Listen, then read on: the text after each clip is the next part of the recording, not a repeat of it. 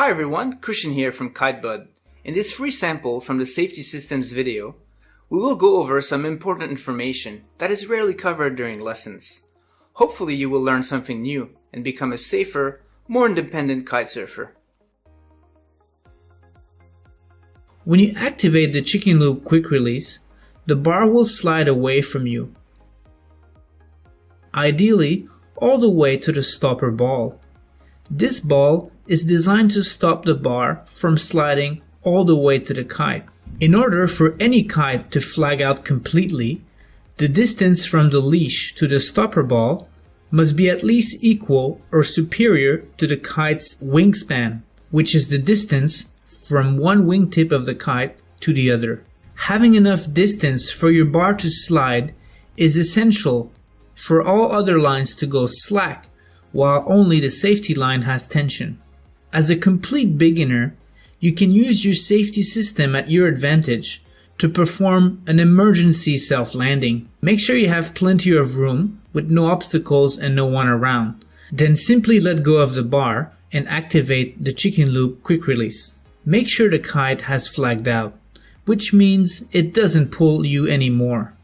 A kite that does not flag out will be exposed to the wind and will still generate some pull, therefore isn't safe to retrieve. Start climbing the safety line hand over hand.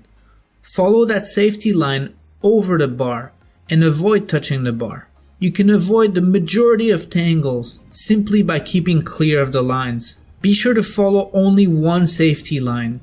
Continue following that line all the way to the kite.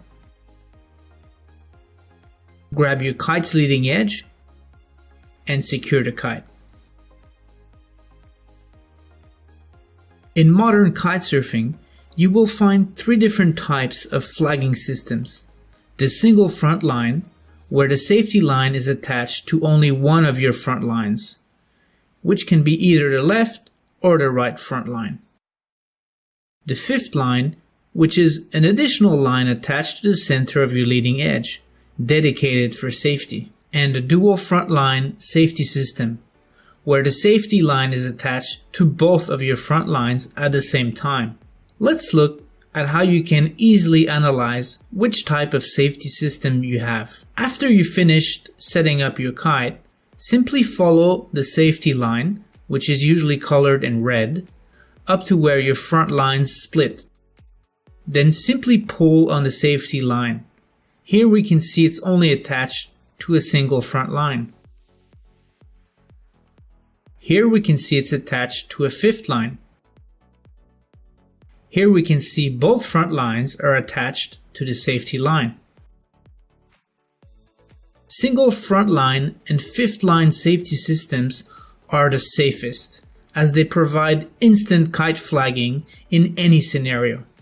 Dual front line safety systems won't always flag out your kite, especially in lighter winds, or in case a bridle gets tangled around your kite. Bridle tangles often happen to beginners who accidentally invert their kites. Bridle tangles often result in an out-of-control kite looping continuously. Here we can see that a dual frontline safety system with the QR1 that has been activated simply does not stop the kite from looping, which is forcing the pilot to release the kite completely. If the same bridle tangle happened on a single frontline safety system or a fifth line, the kite would flag out. This is a real-life example in very strong winds on a kite using a dual frontline safety system. You can see that even though the QR1 has been activated, the kite does not stop looping and pulling. The pilot is then forced to release the kite completely.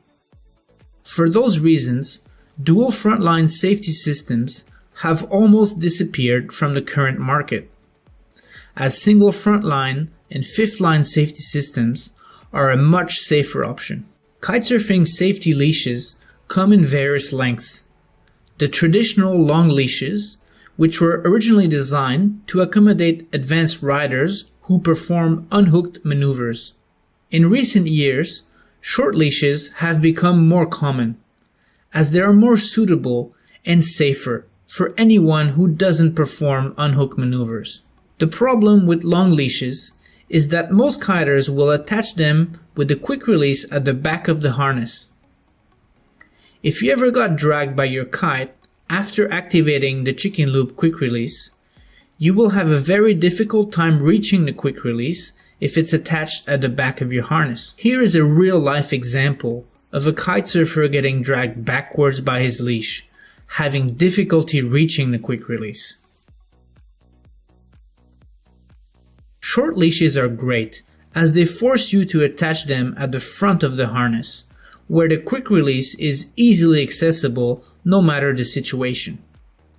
Short leashes can also be safely attached to a fixed point on the side of the harness, where the quick release will also be easy to reach. If you have a long leash, always attach it to the front of your harness or to a fixed point on the side of your harness. However, you may find out that the extra length of the leash dangling in front of you becomes an inconvenience. There is also an additional safety system called the hook knife, which is designed to cut through your lines. Unfortunately, not all harnesses are equipped with a hook knife. However, they can be purchased separately. A hook knife is only useful in a very rare case lines are tangled around you and the kite is dragging you. Here's a summary of what you need to remember about safety systems. Avoid purchasing kites with outdated safety systems. Familiarize yourself with all your safety systems. Regularly practice activating all safety systems while the kite isn't flying. This will ensure they always work and will also develop your reflexes. Practice letting go of the bar and activating QR1 multiple times while the kite is flying.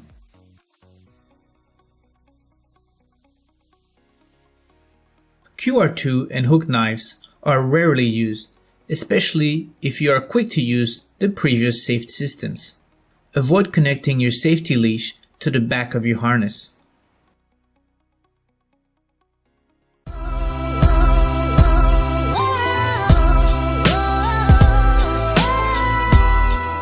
For more videos, check out KiteBud.com.